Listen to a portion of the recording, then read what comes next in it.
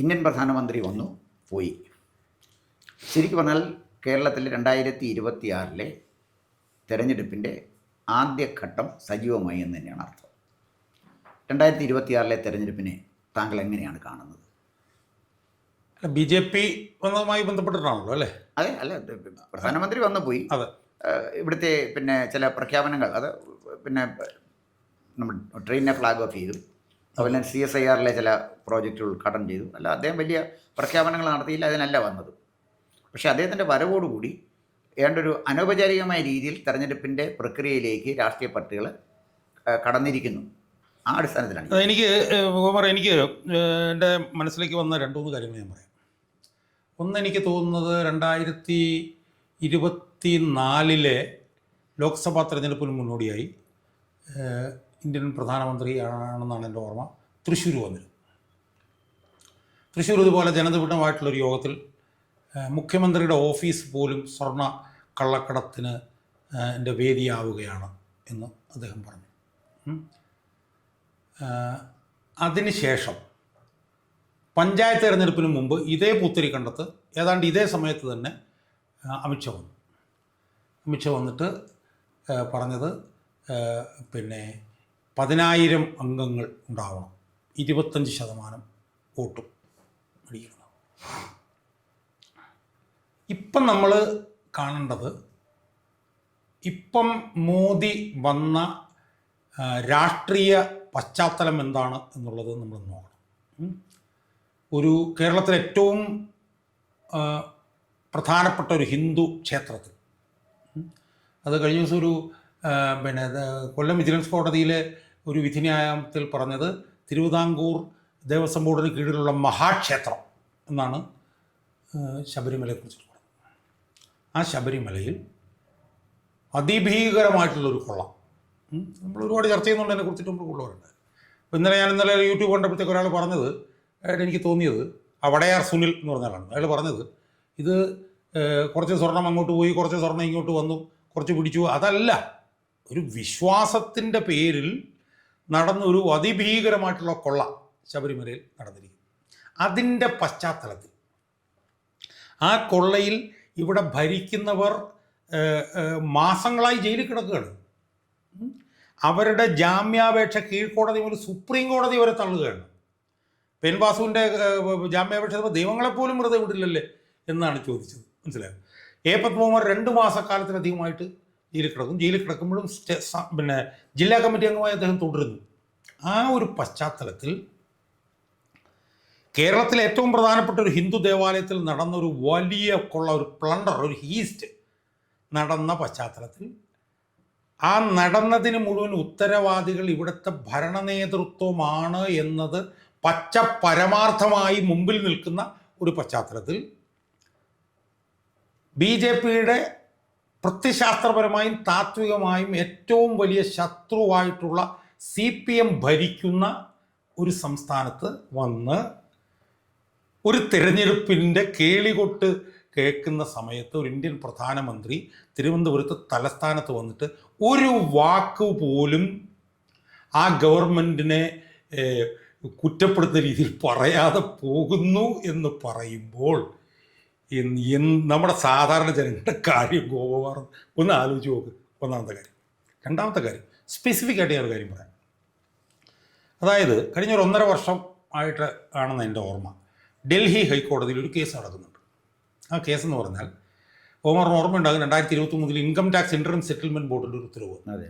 ആ ഉത്തരവിൽ പറഞ്ഞൊരു പ്രധാനപ്പെട്ട കാര്യം, പിണറായി വിജയൻ്റെ മകൾ വീണ വിജയൻ എക്സാലോജിക് എന്ന് പറഞ്ഞ കമ്പനിക്കും കരിമണൽ കർത്താവ്, CMRലെ കരിമണൽ കർത്താവ് അനധികൃതമായി 1,72,00,000 രൂപ കൊടുത്തു എന്ന് പറഞ്ഞാൽ അതിൻ്റെ കംപ്ലീറ്റ് കണക്ക്, അവർക്ക് എത്ര കൊടുത്തു, എക്സാലോജിക്ക് അത് കംപ്ലീറ്റ് കണക്ക്.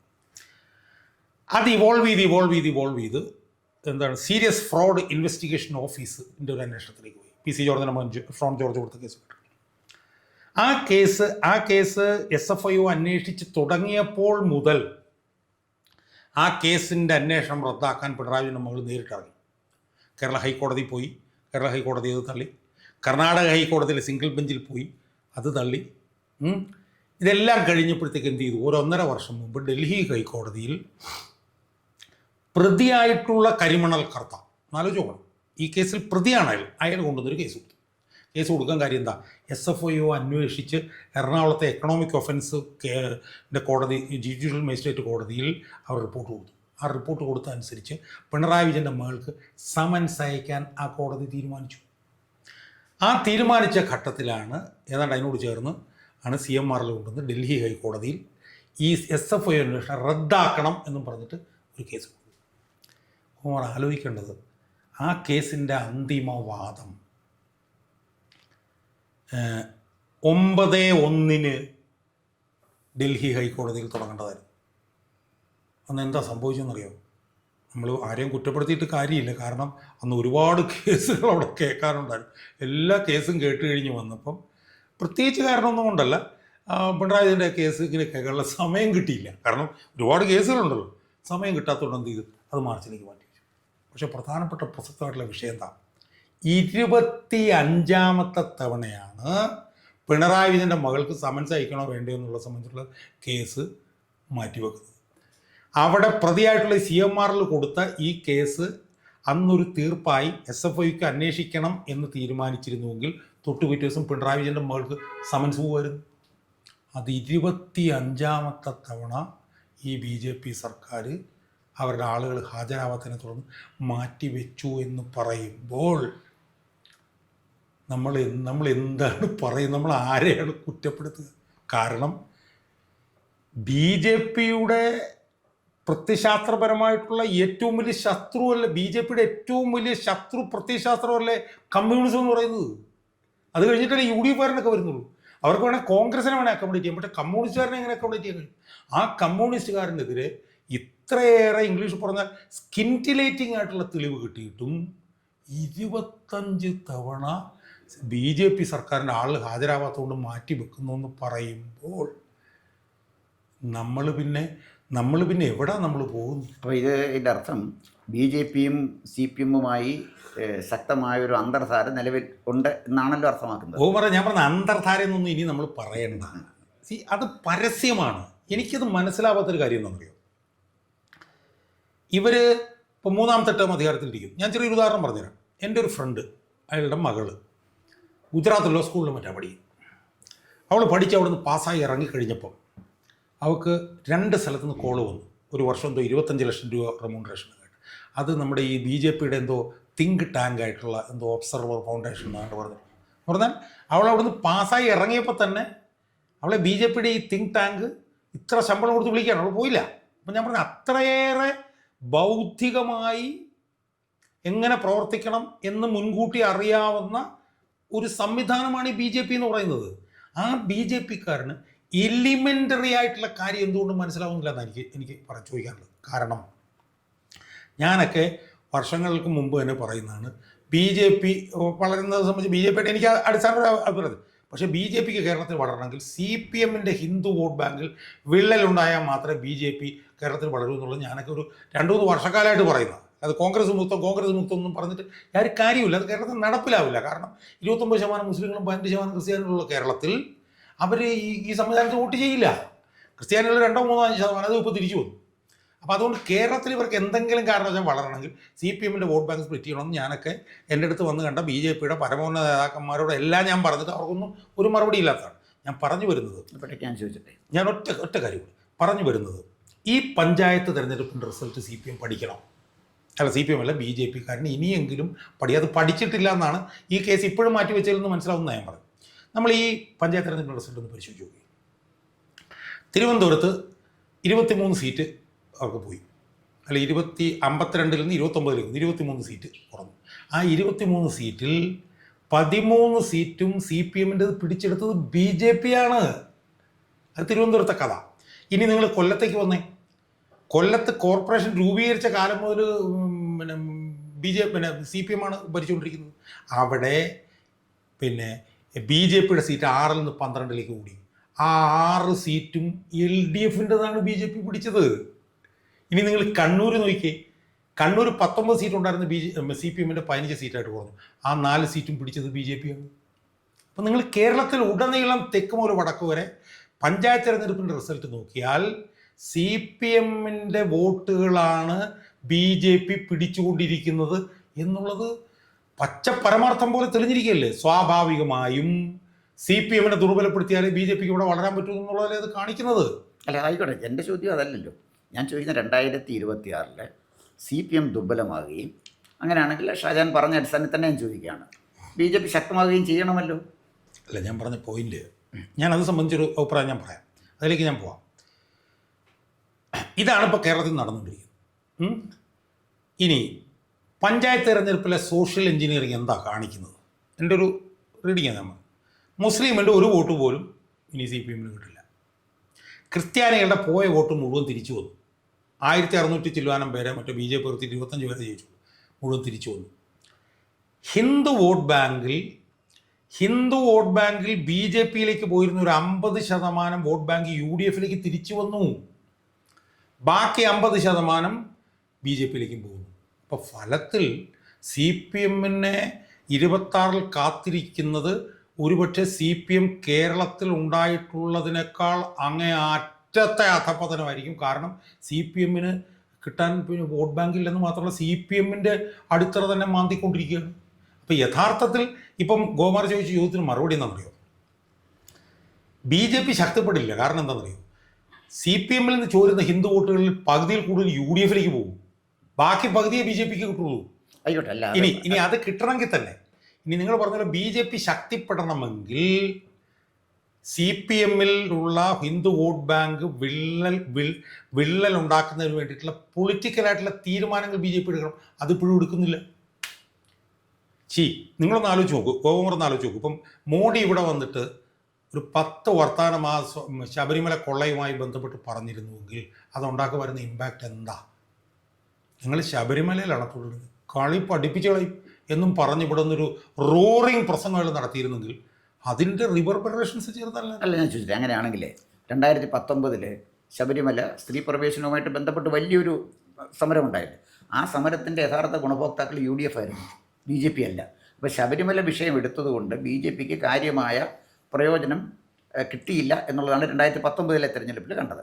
രണ്ടാമത്തെ കാര്യം എന്താണെന്ന് ചോദിച്ചാൽ, 2-3 ഇലക്ഷൻ റിസൾട്ട് ഞാൻ പറയാം. 2016 ഇവിടെ നടന്ന നിയമസഭാ തെരഞ്ഞെടുപ്പിൽ ഈ പോളറൈസേഷൻ, ഈ സിസ്റ്റവും CPM ഒക്കെ ഇങ്ങനെ തന്നെ നിൽക്കുമ്പോഴും 8 നിയോജക മണ്ഡലങ്ങളിൽ BJP 2ാം സ്ഥാനത്തായിരുന്നു 2016. ഇപ്പോൾ 2024 പാർലമെൻറ്റ് തെരഞ്ഞെടുപ്പ് കഴിഞ്ഞപ്പോൾ 11 നിയോജക മണ്ഡലങ്ങളിൽ അവർ 1ാം സ്ഥാനത്തും 8 നിയോജക മണ്ഡലങ്ങളിൽ അവർ 2ാം സ്ഥാനത്തും വന്നു. അപ്പോൾ ഈ ഡെമോഗ്രഫിയും പോളറൈസേഷനും ഒക്കെ ഇങ്ങനെ നിൽക്കുമ്പോൾ തന്നെയാണ് ചെയ്തത്. അപ്പോൾ BJP ഇവിടെ ഒരു അത്ഭുതം കാണിക്കുമെന്ന് ഞാൻ പറയുന്നില്ല, എങ്കിലും BJPക്ക് വളരാൻ വളരെ അനുകൂലമായൊരു സാഹചര്യമല്ല ഇപ്പോൾ കേരളത്തിലുള്ളതെന്നാണ് ഞാൻ ചോദിക്കുന്നത്. ഞാൻ ചോദിക്കുന്നത് ഗോകുമാർ 2 തെരഞ്ഞെടുപ്പിൻ്റെ ഫലങ്ങൾ മാത്രമേ പറഞ്ഞുള്ളൂ. നമ്മളൊരു ചർച്ച നടത്തുമ്പോഴത്തേക്കും ഏറ്റവും പുതിയ തെരഞ്ഞെടുപ്പിൻ്റെ റിസൾട്ടല്ലേ നമ്മൾ നോക്കേണ്ടത്. അങ്ങനെ നോക്കിയാൽ ഇപ്പോൾ 2 സീറ്റിലെ BJPക്ക് ഭൂരിപക്ഷമുള്ളൂ, നേമത്തും വട്ടിയൂർക്കാവിലും മാത്രമേ ഭൂരിപക്ഷമുള്ളൂ. BJP CPM-ൻ്റെ വോട്ടിലേക്ക് കടന്നു കയറി എന്നൊക്കെ പറയുമ്പോഴും സംസ്ഥാന തലത്തിൽ നോക്കിയാൽ BJPക്ക് വലിയ തിരിച്ചടിയാണ് ഉണ്ടായിരിക്കുന്നതെന്ന് മാത്രമല്ല, നമ്മൾ സ്വാഭാവികമായും വിചാരിച്ചുകൊണ്ടിരുന്നത് എന്താണ്? ഗ്രാസ് റൂട്ടിലാണ് BJP മുന്നേറ്റം ഉണ്ടാക്കുക എന്നുള്ളതാണ്. കാരണം 2020 പഞ്ചായത്ത് തെരഞ്ഞെടുപ്പൊക്കെ വലിയ മുന്നേറ്റം ഉണ്ടാക്കിയത്, ആ മുന്നേറ്റത്തിൽ നിന്ന് അവർ താഴോട്ട് പോവുകയാണ്. ആ താഴോട്ട് പോകുന്നതിൻ്റെ പ്രധാനപ്പെട്ട കാരണം കേരളത്തിൽ നടക്കുന്ന സോഷ്യലായിട്ടുള്ള ഈ പോളറൈസേഷനാണ്. അല്ല, ഈ സോഷ്യൽ പോളറൈസേഷൻ ആയിട്ട് ഞാൻ പറയാം. ഇപ്പോൾ BJP വന്ന മാറ്റം, ഇപ്പോൾ ഷാജാൻ പറഞ്ഞതിനെ കോട്ട് ചെയ്തുകൊണ്ട് ഞാൻ പറയുകയാണ്. ഇപ്പോൾ ട്രിവാൻഡ്രം കോർപ്പറേഷനിൽ അവർ 50 സീറ്റ് പിടിച്ചു കഴിഞ്ഞു, കൊല്ലത്ത് 13 സീറ്റ് പിടിച്ചു, അതുപോലെ തന്നെ കണ്ണൂരും കോഴിക്കോടും പിടിച്ചു 13 സീറ്റ്, കൊല്ലത്ത് 12 സീറ്റും കോഴിക്കോട് 13 സീറ്റും, കണ്ണൂർ 4 സീറ്റ്. അപ്പം ഞാൻ പറഞ്ഞു വന്നത്, നഗരപ്രദേശങ്ങളിലെ ജനങ്ങൾ ശക്തമായ 2 മുന്നണി സംവിധാനത്തെ അതിജീവിച്ച് BJPക്ക് വോട്ട് ചെയ്യാൻ നഗരപ്രദേശങ്ങളിലെ ജനങ്ങൾ തയ്യാറായി. വോട്ടിംഗ് പെർസെൻറ്റേജിലേക്കല്ല ഞാൻ പോകുന്നത്, അത് വേറൊരു കാര്യമാണ്.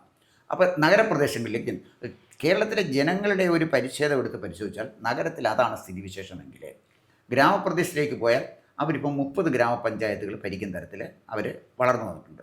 പിന്നെ പഞ്ചായത്ത് ഇലക്ഷനെ സംബന്ധിച്ചിടത്തോളം വോട്ടിംഗ് പെർസെൻറ്റേജ് എടുക്കുമ്പോൾ ഉണ്ടാകുന്ന ഒരു പ്രായോഗികമായൊരു പരിമിതിയായിട്ട് എനിക്ക് തോന്നിയത്, പഞ്ചായത്ത് ഇലക്ഷൻ വോട്ട് ചെയ്യുന്നത് സ്ഥാനാർത്ഥിയെ നോക്കിയാണ്. BJPക്ക് ഒരുപക്ഷെ നേരിടേണ്ടി വരുന്ന ഒരു വലിയ പ്രശ്നം എന്ന് പറഞ്ഞാൽ, പ്രാദേശികമായി നല്ല സ്ഥാനാർത്ഥികളെ കോൺഗ്രസ്സുകാരെ പോലെ BJPക്ക് കിട്ടില്ല, ഇതുവരെ കിട്ടിയില്ല, ഇനിയും കിട്ടണം.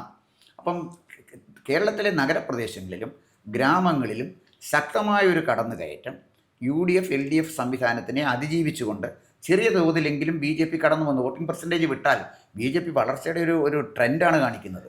ഞാൻ പറയുന്നത്, ഞാൻ അതിന് രണ്ട് കാര്യത്തിന് ഞാൻ മറുപടി പറയാം. ഒന്നാമത്തെ പ്രശ്നം എന്ന് പറഞ്ഞു കഴിഞ്ഞാൽ, ഒന്നാമത്തെ കാര്യം പറഞ്ഞത് ഇപ്പോൾ തിരുവനന്തപുരത്ത് കോർപ്പറേഷൻ പിടിച്ചു, കൊല്ലത്തെ കാര്യം, കണ്ണൂരത്തെ കാര്യം ഒക്കെ പറഞ്ഞു. അതെല്ലാം ശരി തന്നെയാണ്, അല്ലെന്നൊന്നും ഞാൻ പറയുന്നില്ല. പക്ഷേ അതൊന്നും സിഗ്നിഫിക്കൻ്റ് അല്ല. കാരണം ഇപ്പോൾ കൊല്ലത്ത് 6-ൽ നിന്ന് 12 ശരിയാണ്. പക്ഷേ അവിടെ യു ഡി എഫ് CPM നിന്ന് 27 സീറ്റ് പിടിച്ചെടുത്തു. കണ്ണൂരിൽ കോർപ്പറേഷനിൽ സീറ്റ് UDF കൂട്ടി. അപ്പോൾ പോളറൈസേഷൻ കൂടുതൽ നടക്കുന്നത് UDF നിങ്ങൾ 2ാം സ്ഥാനത്ത് വന്നു എന്ന് പറഞ്ഞുകൊണ്ട് കാര്യമില്ല, ജയിച്ചാലേ കാര്യമുള്ളൂ. 2ാം സ്ഥാനത്തെ നിങ്ങൾ വരുന്നുള്ളൂ. ഇപ്പോൾ തിരുവനന്തപുരത്ത് തന്നെ 13 സീറ്റ് BJP CPM നിന്ന് പിടിച്ചെടുത്തെന്ന് പറയുമ്പോഴത്തേക്ക് 12 സീറ്റ് കോൺഗ്രസും പിടിച്ചെടുത്തിട്ടുണ്ട്. കോൺഗ്രസിൻ്റെ പ്രസൻസ് ഇവിടെ ഇരട്ടിയായിട്ടുണ്ട്. മനസ്സിലായി? അപ്പം ആദ്യത്തെ ഒരു കാര്യമായി നമ്മൾ കാണുന്നു പറഞ്ഞു കഴിഞ്ഞാൽ UDFൻ്റെ ശക്തമായൊരു മുന്നേറ്റമാണ്. ആ മുന്നേറ്റത്തിന് പുറകിലേ BJPക്ക് നിൽക്കാൻ കഴിയുന്നുള്ളൂ. മനസ്സിലായോ?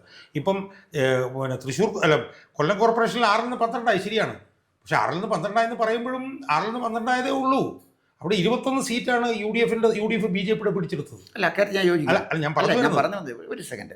അതായത് ശക്തമായ ഒരു മുന്നേറ്റമാണ് UDF ഈ തെരഞ്ഞെടുപ്പിൽ ഉണ്ടാക്കിയെന്നുള്ള കാര്യത്തിൽ എനിക്കൊരു തർക്കമില്ല, അതല്ല പ്രശ്നം. അതിനോടൊപ്പം ശക്തമായൊരു കടന്നുവരവ് BJPക്ക് ഉണ്ടാക്കാൻ കഴിഞ്ഞു. ഒന്ന്. രണ്ടാമത്തെ കാര്യം, അവിടെ ഉത്തരം പറയേണ്ട ഒരു പ്രശ്നം എവിടെയെന്ന് വെച്ചാൽ, ഈ കോൺഗ്രസ് എന്ന് പറയുന്ന കോൺഗ്രസ് തന്നെയല്ല. കോൺഗ്രസ് ഉണ്ട്, കേരള കോൺഗ്രസ് ഉണ്ട്, ശക്തമായ മുസ്ലിം ലീഗ് ഉണ്ട്, മറ്റ് ഘടകകക്ഷികളെയൊക്കെ ഞാൻ മാറ്റി നിർത്തുന്നു. അപ്പം എന്ന് പറഞ്ഞാൽ ഹിന്ദുക്കളുടെയും ക്രിസ്ത്യാനികളുടെയും മുസ്ലിങ്ങളുടെയും ഒരു കൂട്ടായ്മ കോൺഗ്രസിൻ്റെ കൂടെ ഉണ്ട്. എന്ത് പറഞ്ഞാലും ഒരു ഹിന്ദു വോട്ട് കുറച്ച് ഇന്നും കോൺഗ്രസിൻ്റെ നിലനിൽക്കുന്നുള്ള കാര്യം തർക്കമൊന്നുമില്ലല്ലോ. അപ്പോൾ അവിടെ അത്തരം ഒരു മുന്നണി സംവിധാനത്തിലാണ് അവർ ഈ മുന്നേറ്റം നടത്തിയിരിക്കുന്നത്. BJP എന്ന് പറയുന്നത് BJPയുടെ ഘടകകക്ഷി BDJS മാത്രമല്ലേ ഉള്ളൂ. BJP അതല്ല ഈ നേട്ടം നേടിയത്. അത് ചെറുതായിട്ട് കാണാൻ ഞാൻ അതിലൊന്നും അഭിപ്രായവ്യത്യാസം പറയുന്നില്ല. മുസ്ലിം ലീഗിന് മലപ്പുറത്തുള്ള സ്വാധീനം കാര്യങ്ങൾ ഇതെല്ലാം ശരി തന്നെയാണ്, അല്ലെന്നൊന്നും ഞാൻ പറയുന്നില്ല. ഞാൻ ഗോകുമാറിന് പറഞ്ഞതിനോടൊന്നും ഞാൻ വിമർശനം ഉന്നയിക്കുന്നില്ല. പക്ഷെ തെരഞ്ഞെടുപ്പിൽ നിങ്ങൾ മുന്നേറ്റമുണ്ടാക്കിയോ, നിങ്ങൾ 2ാം സ്ഥാനത്തെത്തിയോ എന്ന് പറയുന്നതൊന്നും പ്രസക്തിയില്ല. തെരഞ്ഞെടുപ്പിൽ വിജയം പരാജയം അത്രയോ, അല്ലാതെ നിങ്ങൾ വോട്ട് കൂട്ടി ശരിയാണ്, സീറ്റ് കൂട്ടി ശരിയാണ്. പക്ഷേ ഈ സീറ്റ് കൂട്ടി നമ്മൾ പറയുമ്പോഴും തിരുവനന്തപുരത്ത് നേരത്തെ 35 ഉണ്ടായിരുന്നു 50 ആക്കി, കൊല്ലം കോർപ്പറേഷനിൽ 6 ഉണ്ടായിരുന്നു 12, കണ്ണൂർ കോർപ്പറേഷനിൽ 4 കൂടി. ഇത്രയൊക്കെ ഉള്ളൂ. ഞാൻ പറഞ്ഞതെന്ന് വെച്ചാൽ ഇപ്പോൾ Thiruvananthapuram corporation, Thrissur corporation, Ernakulam corporation, നമ്മളിത് പറയുമ്പോഴും തൃശ്ശൂരിലൊരു കോർപ്പറേഷനുണ്ട്. നമ്മളിപ്പോൾ 1ാം സ്ഥാനത്തെത്തിയ മണ്ഡലങ്ങളുടെ കാര്യം, 2ാം സ്ഥാനത്തെത്തിയ മണ്ഡലങ്ങളുടെ കാര്യം പറഞ്ഞു. തൃശ്ശൂർ ഒരു ലോക്സഭ ജയിച്ചതാണ്, അവിടെ 3ാം സ്ഥാനത്താണ് ഇപ്പോൾ പോയത്. പിന്നെ കോഴിക്കോട് കോർപ്പറേഷനിലും സിഗ്നിഫിക്കൻ്റ് ആയിട്ടുള്ള ഗെയിൻ ഉണ്ടാക്കാൻ പറ്റിയില്ല.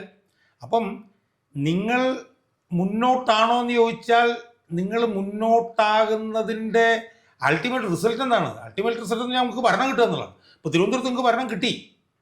ഇനി വോട്ടിംഗ് പെർസെൻറ്റേജ് ഞങ്ങൾ എടുത്ത് നോക്കി, ഇപ്പോൾ 19 നിന്ന് 14 ചുരുങ്ങുകയാണ് ചെയ്തത്. ഒന്നാമത്തെ പ്രശ്നം. രണ്ടാമത്തെ പ്രശ്നം ഗോകുമാർ പറഞ്ഞ രണ്ടാമത്തെ വിഷയത്തിനകത്തുള്ള ഇപ്പോഴത്തെ ഒരു അപകടം എന്ന് പറയുന്നത്, ഈ പഞ്ചായത്ത് തിരഞ്ഞെടുപ്പ് സ്വാഭാവികമായും ലോക്കൽ ഇഷ്യൂസിലാണ് ഫൈറ്റ് ചെയ്യപ്പെടുക. പക്ഷേ ഇത്തവണത്തെ പഞ്ചായത്ത് തിരഞ്ഞെടുപ്പ് ലോക്കൽ ഇഷ്യൂസിലല്ല ഫൈറ്റ് ചെയ്യപ്പെട്ടത്. ഇത്തവണത്തെ പഞ്ചായത്ത് തിരഞ്ഞെടുപ്പ് ലോക്കൽ ഇഷ്യൂസിലാണ് ഫൈറ്റ് ചെയ്യപ്പെട്ടിരുന്നെങ്കിൽ CPM-നായിരുന്നു ഭൂരിപക്ഷം ഉണ്ടാവേണ്ടിയിരുന്നത്. മനസ്സിലായി? പിന്നെ BJP കേരളത്തിൽ നിലവിൽ വന്നിട്ടും ഇപ്പോഴും നിങ്ങളുടെ 26-30 പഞ്ചായത്തേ ഉള്ളൂ, 1000 പഞ്ചായത്തിൽ. ഇടയ്ക്കൊന്ന് തിരുത്തിക്കോട്ടെ, നിങ്ങൾ എന്ന് പറയുമ്പോഴേ അല്ല നിങ്ങളെന്നല്ല, BJP എന്ന് പറയുന്ന അല്ല ഞാനങ്ങനെ അല്ല നിങ്ങളെന്ന് പറഞ്ഞാൽ ഞാൻ ഗോകുമാറിനല്ല ഉദ്ദേശിച്ചത്. ഞാൻ അങ്ങനെ ഉദ്ദേശിക്കേണ്ട കാര്യം എനിക്ക് അങ്ങനെ തോന്നുന്നില്ല. ഞാനിപ്പം ഗോകുമാറിനെ ഒരു BJP-കാരനായിട്ടല്ല കാണുന്നത്, BJP-യുമായി ബന്ധപ്പെട്ടുള്ള വാദങ്ങൾ ഉയർത്തുന്നു. അപ്പം 1000-നടുത്ത് പഞ്ചായത്തുകളുണ്ട് കേരളത്തിൽ. ആ 1000-ലധികം പഞ്ചായത്തിൽ BJPക്ക് ഇപ്പോഴും 26-30 പഞ്ചായത്തേ ഉള്ളൂ. ഒന്നാമത്. രണ്ടാമത്തെ കാര്യം, ഗോകുമാർ ബ്ലോക്കും മുനിസിപ്പാലിറ്റി എടുക്കുക, അവിടെയൊന്നും ഇല്ല ഈ സാധനം. ഞാൻ ചോദിക്കുന്നത്, ഈ ഇപ്പം BJP-യുടെ വാദമനുസരിച്ച് ഇത്രയും മതിയായിരുന്നോ? കാരണം എന്താണ്, എന്തൊക്കെ പറഞ്ഞാലും BJP-യുടെ ക്യാരക്ടറിൽ വലിയ മാറ്റം ഉണ്ടായിട്ടുണ്ട്. പണ്ടൊക്കെ BJP എന്നൊക്കെ പറഞ്ഞാൽ ആൾക്കൊരു വെറുപ്പായിരുന്നു.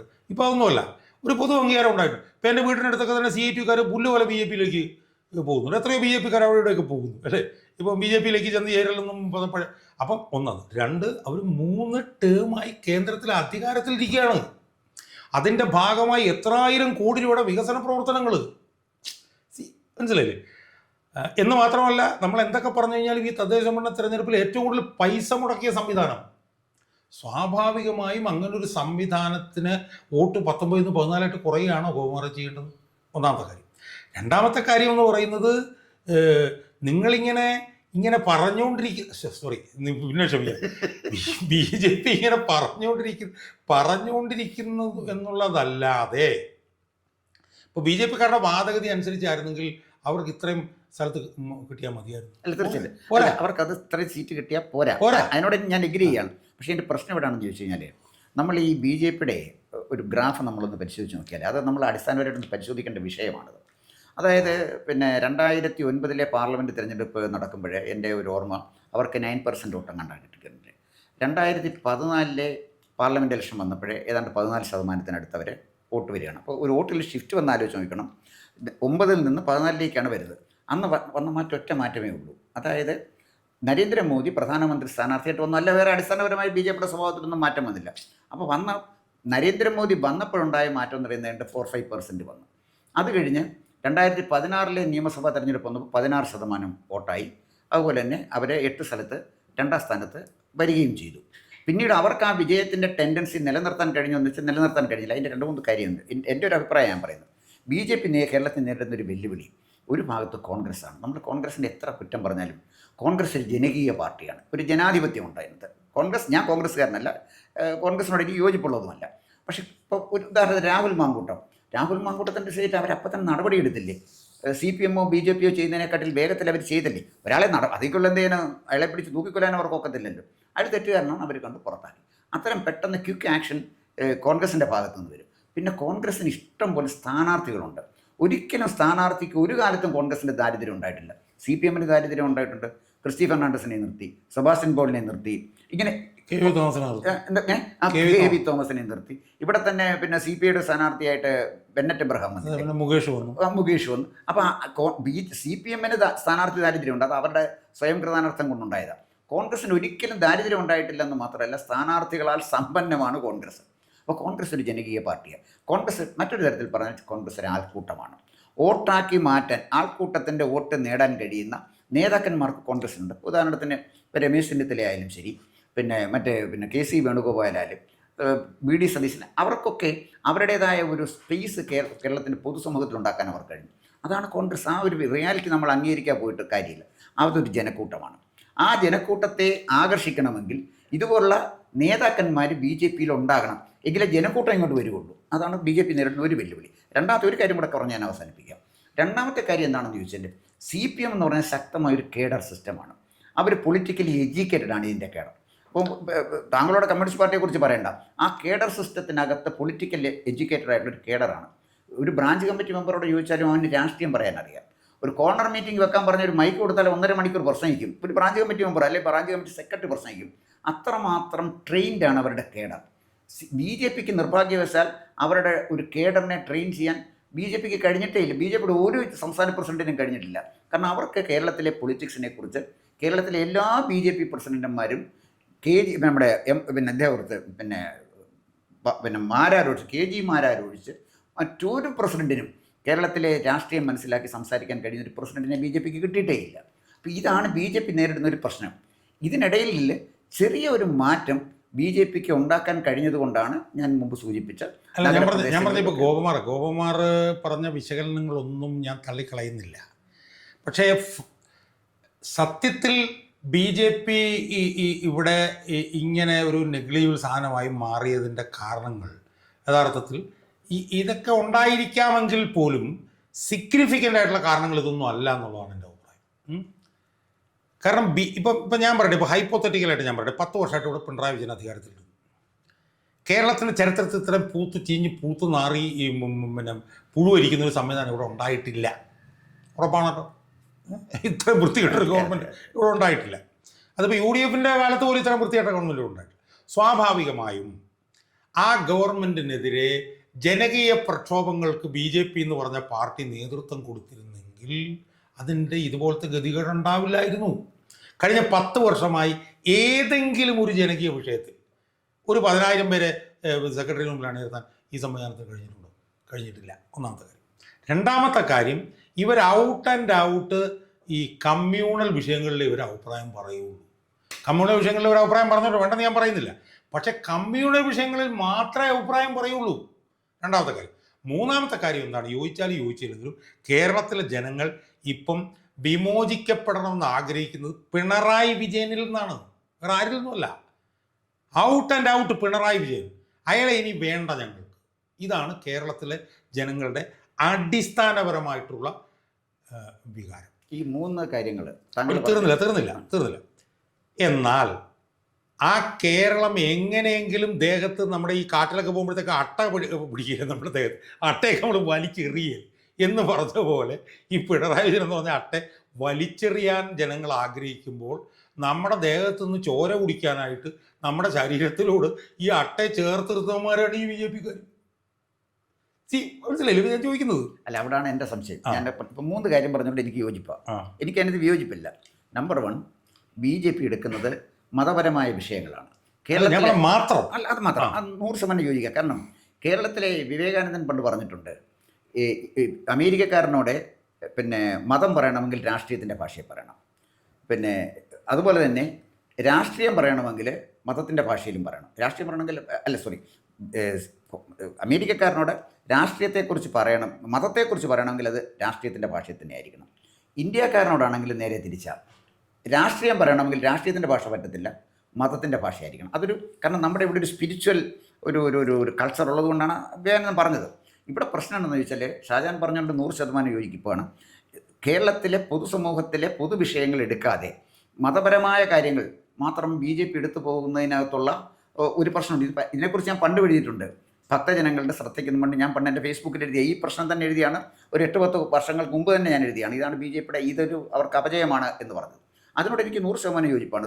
സാധാരണ ജനങ്ങൾക്ക് താല്പര്യമുള്ള വിഷയങ്ങളിലേക്ക് അവർ പോകുന്നില്ല. രണ്ടാമത്തെ കാര്യം എന്നോട് പറഞ്ഞത് പിണറായി വിജയൻ്റെ സർക്കാരിനെതിരെ സമരം നടത്തി അദ്ദേഹത്തെ മാറ്റി നിർത്താൻ എന്തുകൊണ്ട് BJP ശ്രമിക്കുന്നില്ല? അതിൻ്റെ ഒരു പൊളിറ്റിക്കൽ സ്ട്രാറ്റജി അപ്പുറത്ത് ഞാൻ ചോദിക്കുകയാണ്. പിണറായി വിജയൻ്റെ സർക്കാർ അവിടെ ഇരിക്കുന്നത് കൊണ്ടല്ലേ CPM ദുർബലമാകുന്നത്? അപ്പോൾ പിണറായി വിജയന് പകരമായി VS അച്യുതാനന്ദനെ പോലെ അല്ലെങ്കിൽ വേറെ ഏതെങ്കിലും ഒരു നേതാവ് വന്നിരിക്കുന്നു, അപ്പോൾ CPM ശക്തി പ്രാപിക്കും. അപ്പോൾ CPM ദുർബലമാകാൻ ഇന്നത്തെ രാഷ്ട്രീയ സാഹചര്യത്തിൽ BJP-ക്ക് നല്ലതായിട്ട് തോന്നുന്നത് പിണറായി വിജയൻ്റെ നേതൃത്വമായിക്കൂടെ, അതൊരു പൊളിറ്റിക്കൽ സ്ട്രാറ്റജി ആയിക്കൂടെ. പിന്നെ മൂന്നാമത് പറഞ്ഞ ഒരു കാര്യം എന്ന് പറഞ്ഞാൽ, വലിച്ചെറിയാൻ ശ്രമിക്കുന്ന ഒരു ഗവൺമെൻറ്റിനെ ഇവരെ ചേർത്ത് നിർത്തുന്നു. വലിച്ചെറിയാൻ ജനങ്ങൾ ശ്രമിക്കുന്ന തലത്തിൽ ഗവൺമെൻറ് ആൻറ്റി ഇൻകംബൻസി അവിടെ ഉണ്ടല്ലോ. അപ്പോൾ ആൻറ്റി ഇൻകംബൻസി വരുമ്പോൾ ഭൂരിപക്ഷം കോൺഗ്രസ്സിന് പോയാലും ഒരു ഭാഗം ഇവർക്കും കിട്ടുമല്ലോ. എന്തായാലും ആൻറ്റി ഇൻകംബൻസി മുഴുവനായിട്ട് കോൺഗ്രസ്സിന് പോവില്ല, ഒരു ഭാഗം ഇവർക്കും കിട്ടും. അപ്പോൾ ഒരു സേഫ് സോണിൽ നിന്ന് രാഷ്ട്രീയപരമായി തന്ത്രപരമായി BJP കളിക്കുന്നു എന്ന് പറയുന്നത് തെറ്റുണ്ടോ? അല്ല, ഞാൻ പറഞ്ഞത് അതൊക്കെ ഹൈപ്പോത്തറ്റിക്കലായിട്ട് ശരിയായിരിക്കാം. പക്ഷേ പ്രായോഗികമായി അത് നിലനിൽക്കില്ല, അത് BJP-ക്ക് ഗുണം ചെയ്യില്ല എന്നുള്ളതിൻ്റെ റിസൾട്ടാണ് ഇപ്പം നമ്മൾ കണ്ടുകൊണ്ടിരിക്കുന്നത്. ഇപ്പം ഗോകുമാർ പറഞ്ഞ പോലെ തന്ത്രപരമായി ായിട്ടുള്ളൊരു നിലപാടായിരിക്കാം BJP ഇപ്പോൾ എടുക്കുന്നത്. ആ തന്ത്രപരമായ നിലപാടെടുത്താൽ ഇത്രയൊക്കെ അവർക്ക് കിട്ടുള്ളൂ. അതാണ് എൻ്റെ പോയിന്റ്. BJP ഇപ്പം ഈ ഗവൺമെൻറ് ഇങ്ങനെ ഇരിക്കുന്നതല്ലേ BJP-ക്ക് ഗുണം ആയിരിക്കാം. അപ്പോൾ ആ തന്ത്രപരമായിട്ടുള്ള നിലപാടാണ് എടുത്തതെങ്കിൽ ആ തന്ത്രപരമായിട്ടുള്ള നിലപാടിൻ്റെ റിസൾട്ട് 2 സീറ്റിൽ ഭൂരിപക്ഷം മാത്രമാണ്. അതാണ് ഇതിനകത്തെ പോയിന്റ്. ഞാൻ പറയുന്നത് ഹൈപ്പോത്തറ്റിക്കലായിട്ട് ഇങ്ങനെ പറയുകയാണെങ്കിൽ പ്രാക്ടിക്കലായിട്ട് ഈ ഗവൺമെൻറ്റിനെതിരെ അതിശക്തമായ കുറേ സമരങ്ങൾ നടത്തി വന്നിരുന്നെങ്കിൽ, ഇപ്പോൾ പിണറായി വിജയനെ എടുത്ത് ജയിലിലിട്ടു കഴിഞ്ഞാൽ പിണറായി വിജയനെ എടുത്ത് ജയിലിലിടുന്ന പാർട്ടിയെ സപ്പോർട്ട് ചെയ്യേണ്ടി വരില്ലേ? എന്തുകൊണ്ട് പിണറായി വിജയനെ എടുത്ത് ജയിലിലിടുന്നില്ല? ഇതൊക്കെ നമ്മൾ മനസ്സിലാക്കേണ്ടതെന്ന് അറിയുമോ? നമ്മൾ ഇതിനു മുമ്പ് ചർച്ച ചെയ്താണെന്ന് എനിക്ക് ഈ സാമൂഹ്യ മാധ്യമങ്ങൾ ഉണ്ടാക്കിയിട്ടുള്ളൊരു ഇമ്പാക്റ്റ് ഉണ്ടല്ലോ, അത് ടുമുൾട്ടുവസ്, അൺപ്രസിഡൻറ്റഡ്, അൺബിലീവബിൾ. ഇപ്പം ഞാൻ എൻ്റെ ഉദാഹരണം തന്നെ ഞാൻ പറയാം. ഞാനിപ്പോൾ സഹകരിക്കുന്ന എൻ്റെ സുഹൃത്ത് DNA ന്യൂസ് മലയാളം എന്ന് പറഞ്ഞിട്ടൊരു യൂട്യൂബ് ഉണ്ട്. ഞാൻ സഹകരിക്കാൻ കാരണം എന്ന് വെച്ചാൽ എൻ്റെ സാധനങ്ങൾ മുഴുവൻ, എൻ്റെ കമ്പ്യൂട്ടറും എൻ്റെ ഫോണും എല്ലാം പോലീസ് കൊണ്ടുപോയി. എനിക്ക് ഒരു പുല്ലുമില്ല, സ്റ്റുഡിയോയും ഇല്ല. അപ്പോൾ എൻ്റെ ഒരു സുഹൃത്താണിത്. ഞാൻ അവൻ്റെ അവിടെ പോയി ഇട്ടാണ് എൻ്റെ പ്രതിപക്ഷം യൂട്യൂബ് ചാനൽ റെക്കോർഡ് ചെയ്യുന്നത്. സ്വാഭാവികമായും ഞാൻ അവന് ഒരു ഇൻ്റർവ്യൂ ഞാൻ ചെയ്തു കൊടുക്കും, അരമണിക്കൂറിൻ്റെ ഒരു ഇൻ്റർവ്യൂ. ആ അരമണിക്കൂറിൻ്റെ ഇൻ്റർവ്യൂ 107 എണ്ണം കഴിഞ്ഞു. ഇന്നിൻ്റെ എണ്ണം ചെയ്ത ചാനൽ വന്നിരിക്കുന്നു. അരമണിക്കൂർ ആ ഇൻ്റർവ്യൂ നോർത്തോണം. അതിൻ്റെ ശരാശരി വ്യൂവർഷിപ്പ് ഈസ് 25,000+ ടു 2 ലക്ഷത്തിന് മുകളിൽ വരെ പോയ ഇൻ്റർവ്യൂസ് ഉണ്ട്. ഇവിടെ വേറെ ഏതെങ്കിലും ഞാൻ എൻ്റെ ഒരു അവകാശവാദവും അപ്രമാദമായിട്ട് പറയും, ഇവിടെ വേറെ ഏതെങ്കിലും പൊളിറ്റിക്കൽ ലീഡറിൻ്റെ ഇതുപോലൊരു ഇൻ്റർവ്യൂ ഇത്ര കൺസിസ്റ്റൻ്റ് ആയിട്ട് ഇത്രയും ദിവസം നിന്നിട്ടുണ്ടോ? അല്ല അത് ഞാൻ അല്ല ഞാൻ പറഞ്ഞു വരുന്നത് യോജിക്കുന്നു. അപ്പം അതിൽ നിന്നൊക്കെ ഞാൻ ഹാർപ്പ് ചെയ്യാൻ പോകുന്ന പോയിന്റ് എന്താണെന്ന് വെച്ച് കഴിഞ്ഞാൽ, ആളുകളുടെ ബോധ നിലവാരം പഴയതല്ല. അവർക്ക് ആരാണ് അവർക്ക് വേണ്ടി നിൽക്കുന്നതെന്നും ആരാണ് അവർക്കെതിരായി നിൽക്കുന്നതെന്നും ആരാണ് കൂട്ടിക്കൊടുക്കുന്നതെന്നും ആരാണ് നല്ലൊരു രാഷ്ട്രീയം നടത്തുന്നതെന്നും അവർക്ക് നല്ലപോലെ അറിയാം. ഞാൻ പറഞ്ഞ അതിൻ്റെ ഏറ്റവും വലിയ ഉദാഹരണമായിരുന്നു അച്യുതാനന്ദൻ മരിച്ചപ്പോൾ കൂടിയ ലക്ഷങ്ങൾ. കാരണം എന്താണ്, അച്യുതാനന്ദൻ 6-7 വർഷമായിട്ട് രാഷ്ട്രീയത്തിലില്ല ഗോകുമാർ. അങ്ങനെ അസുഖബാധിതമായിട്ട് കിടക്കുകയാണ്. അപ്പം അയാൾ രാഷ്ട്രീയത്തിലുള്ളപ്പോഴാണെങ്കിലും മരിക്കുന്നെങ്കിൽ ഇത്രയും പേര് കൂടിക്കഴിഞ്ഞാൽ നമുക്ക് അതിനകത്ത് എന്തെങ്കിലും പറയാം. പക്ഷേ അയാൾ രോഗാതുരനായി കിടന്നൊരു 2-3-4-5-6 വർഷം കിടന്നു കഴിഞ്ഞിട്ട് ആശുപത്രിയിൽ തന്നെ ഒരു മാസം രോഗാതുരനായിട്ട് കിടന്നു. എന്നിട്ട് അയാൾ മരിച്ചപ്പോൾ ഇത്ര ആൾ കൂടിയിട്ടുണ്ടെങ്കിൽ ഈ സാമൂഹ്യ മാധ്യമങ്ങൾ നമ്മൾ വിചാരിക്കുന്നതിനപ്പുറത്ത് മാറ്റങ്ങൾ സമൂഹത്തിൽ ഉണ്ടാക്കിക്കൊണ്ടിരിക്കുകയാണ്. അല്ല, അതിനകത്ത് തർക്കമൊന്നുമില്ല. സാമൂഹ്യ മാധ്യമങ്ങൾ കേരള സമൂഹത്തെ വല്ലാതെ സ്വാധീനിച്ചിട്ടുണ്ട്. തീർച്ചയായിട്ടും സാമൂഹ്യ മാധ്യമങ്ങൾ ഉണ്ടെങ്കിലും ഇല്ലെങ്കിലും അച്യുതാനന്ദൻ സാമൂഹ്യ മാധ്യമങ്ങളുടെ സൃഷ്ടിയല്ല, ഉമ്മൻചാണ്ടിയും സാമൂഹ്യ മാധ്യമങ്ങളുടെ സൃഷ്ടിയല്ല. പക്ഷേ ഇപ്പോഴത് മാറിയിട്ട് ഒരു നേതാവ് സാമൂഹ്യ മാധ്യമങ്ങളുടെ പിന്തുണയില്ലാതെ നിൽക്കാൻ കഴിയാത്ത വിധത്തിൽ കേരള സമൂഹം മാറി എന്ന് പറയുന്നതിലൂടെ ഞാൻ യോജിക്കുകയാണ്. എന്തായാലും ശരി, സാമൂഹ്യ മാധ്യമങ്ങൾ നമ്മുടെ സംസ്ഥാനത്ത് വളരെ സജീവമാണ്. അത് ഗവൺമെൻറ്റിന് അനുകൂലമായും പ്രതികൂലമായും UDFനും BJPക്കും അതുപോലെ തന്നെ CPMനൊക്കെ അനുകൂലവും പ്രതികൂലവുമായ സാമൂഹ്യ മാധ്യമങ്ങളുണ്ട്. ഈ മാധ്യമങ്ങൾ വരാൻ പോകുന്ന തെരഞ്ഞെടുപ്പിൽ എന്ത് സ്വാധീനമാണ് ചെലുത്താൻ കഴിയുന്നത് എന്ന് നമുക്ക് കൂടുതൽ വാർത്തകളും വിശേഷങ്ങളും നേരിട്ട് ലഭിക്കാൻ ജനങ്ങളിൽ നിന്ന് ജനങ്ങളിലേക്ക് ജനഭൂമി ന്യൂസ് സബ്സ്ക്രൈബ് ചെയ്യൂ. ബെൽ ബട്ടൺ അമർത്താനും മറക്കരുത്.